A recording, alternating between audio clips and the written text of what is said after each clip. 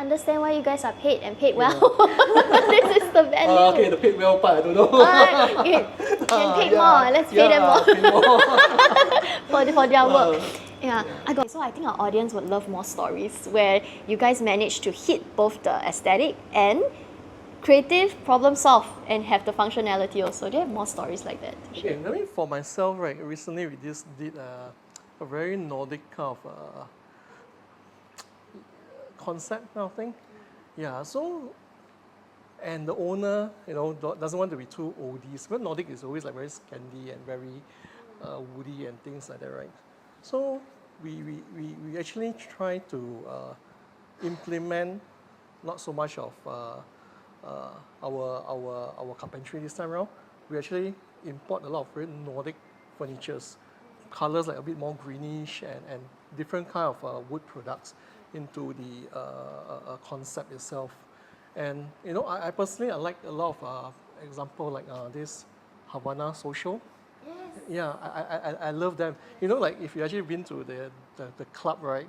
So they have a lot of pieces. So it's like art pieces that they are actually timeless. So these are the concepts that I really pick from overseas or places that I've actually been to and plug and throw into this particular Nordic concept that we had worked with. So aesthetic, yes. Timeless, to me, is practicality. So I actually meets up with both of everything. Yeah. Actually, that is such a great thing. I never thought about it that way. Like practicality is also how timeless the design is. Correct. It cannot be like. I know a lot of times, right, when we say, oh, interior designer means I must create a lot of carpentry, pop. No, actually it's not. I can be aesthetically pleasant, but timeless. It's not always, that's why it's like, back to the question where sourcing. Our job is to source. Our knowledge travel, we bring back the knowledge to implement back to our client. So it's not always the carpentry, it could be your furnitures and your styling and things like that. Yeah. And best of both worlds. I want to go deeper, does it? Because I'm just sensing, do you have a lot of clients whom they want to place art pieces at their home? Yes, they do. Sounds like that. Yeah, they do. Especially empty walls. Yes, empty walls need to be dressed up. Yeah, they always I want to dress up that particular square wall kind of thing. They will show you all kind of questions. They will show you colors. Should you have these colors? Does this color fit my So they will frame? ask you for your opinion on which Correct. artwork they should purchase and Definitely will, why. definitely That's will. another job scope in your. Precisely. So sometimes when you come to all this, right, like does a modern lamp works comparing to a very Nordic lamp kind of thing? So I have to explain myself. Modern, yes, it's nice, but if you're talking about a Nordic concept, a Nordic kind of a Scandinavian kind of lamp, yes, there may be defects. If you're talking about originality, I mean, the lamp has been there for like 30 years kind of thing. There's always every story told on that hairline crack is a story. So people appreciate, they appreciate. And the owner also appreciate us relating back this story has been where to where before it even reaches to your house. That's where the whole entire, like I said, the mood and the feel, everything you'll just click. Yeah, so aesthetically, practicality, and we fulfill. It's moments like that make you enjoy what you do, right? Correct. You feel good. They say you feel good. Yeah. Do you have any design wins like that? So I had a homeowner that really loved the wabi-sabi theme. So I took the opportunity to introduce them certain like materials, example brass. So for brass, it actually ages as you use it. So in that sense, I think that it fits both the design and functionality part of it. Yeah.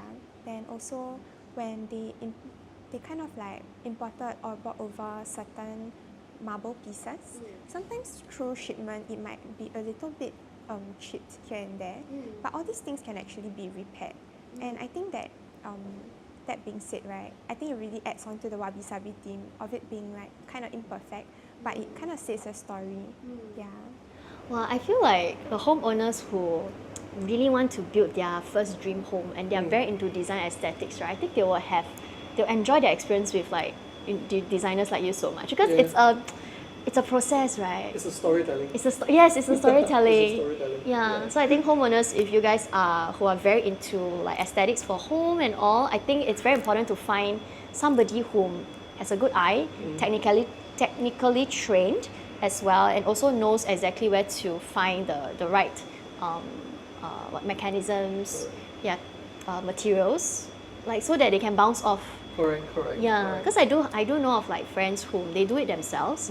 It's such a huge headache Yeah. because their first time is like they are not trained in schools to do it. Yeah, so I think homeowners will really enjoy doing that.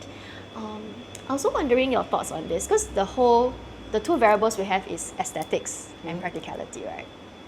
Would you say both are very subjective to every homeowner? Maybe for this homeowner, this level of aesthetics is like, wow, a lot already. But maybe for another homeowner, this is like basic. Correct.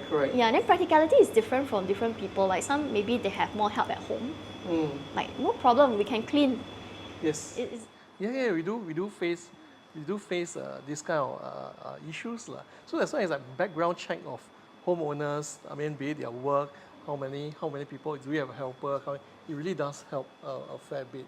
That's how we can actually push each level of aesthetic wherever we can go. You see, so of course we cannot always if like say wabi sabi, if we cannot get a lime wash wall where different texture, right? We can get the same color but flat and smooth. I mean, there's always a choice kind of thing. But we are able to make the choice for the client. They like the same color, we can give the same thing, but it's actually smooth, rather being texture. There's always, I mean, as long as there's a lot of interaction with homeowners and the designers, right? I find that there's always a solution, and we are here to solve that issue. Yeah. That's the value you guys bring. Because design, I find it's very fluid. So a lot of interpretation, it really depends on the person. Correct. Yeah. Like if somebody tells me that, I'm looking to do my house in a Scandinavian theme, but maybe what they deem as Scandinavian might not be what I'm envisioning. Correct. Yeah, because it's also fluid. So sometimes for me, I like to give my homeowners some homework.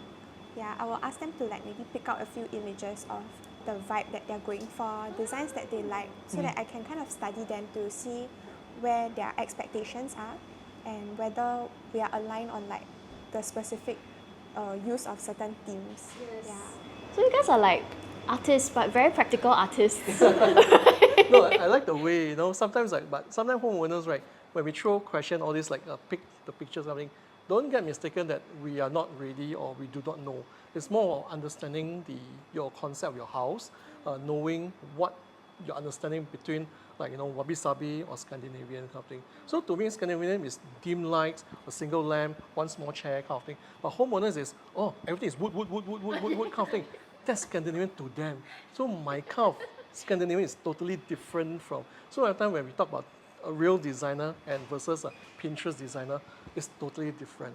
Like for herself, she traveled a fair bit. I travel a fair bit. When we see things, it's totally different, knowing the origin of the concept and versus the local, knowing the Pinterest concept. It's really very different. Do you feel like the Singapore homeowners, do you see them getting more and more, I guess, exposed to... I would say overly exposed, which is sometimes really overly exposed, right? Beside Pinterest, there got so many. Last time back then was Google pictures and images, right? Then after come Pinterest, and now Xiaohongshu kind of thing. So it's like, from Pinterest, yes, a lot of vibrant. From Xiaohongshu, because it's from China, and a lot of mechanism is not imported back to Singapore. So we have to explain ourselves to them again. Yeah, same thing.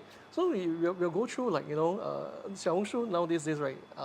Aesthetically, they like to raise up the washing machine to a certain height, kind of thing. Yeah, but in Singapore, you can do that. But are you willing to pay for that bottom drawer and things like that? So when we call it practicality, bottom drawer can be done, but the cost. That drawer looks woody, but actually it's steel support and things like. So these are costs again. So it's like so there's no right or wrong. It's again budgeting versus aesthetic. And a lot of education that you do for them. It's education, correct. Yes. So it's something that the washing machine thing, right, is really crazy. This whole season is always talking about, I want to elevate the thing. Yeah, now because of Xiaohongshu. Yeah, I think there's also like the Singaporean interpretation of many things. Like Kev said, that there's a lot of mechanisms that are not really available here as of now, that maybe we need to kind of import it ourselves or things like that. But that also means that there's no support because they're not From trusted brands. correct. Yeah, then also there's also the limitation in materials. Certain countries, they might have certain materials that we don't really have right now. Yeah, but that might be like something that will change in time to come. Like, as it gains popularity, maybe eventually we'll get to use certain things. But not everything you see online can be done just like that. Yeah. So as that homeowners need to really understand materials and you know, the thing that we are able to do, or whatever product we're able to import in. You see, it's not as easy from just viewing from a video or just a piece of photos kind of thing. Yeah, it's not. It's a lot of you know, for us to knowledge and study. Even to okay, you can import, you can have the materials. Can your contractors or carpenters do it? That's another thing. So that's where the designers have to really a lot of layers. A lot of layers. Yeah, so when the end product is there, there's like, it's really the skills. It's like, you see, when she mentioned mechanism kind of thing, she needs to study. We need to know the back end of how it actually merge with your carpentry. It's not just, I get this, I can slot this thing, move around. It doesn't work that way. Now I understand why you guys are paid and paid well. This is the value. Okay, the paid well part, I don't know. Can pay more, let's pay them more pay more. for their work. Yeah.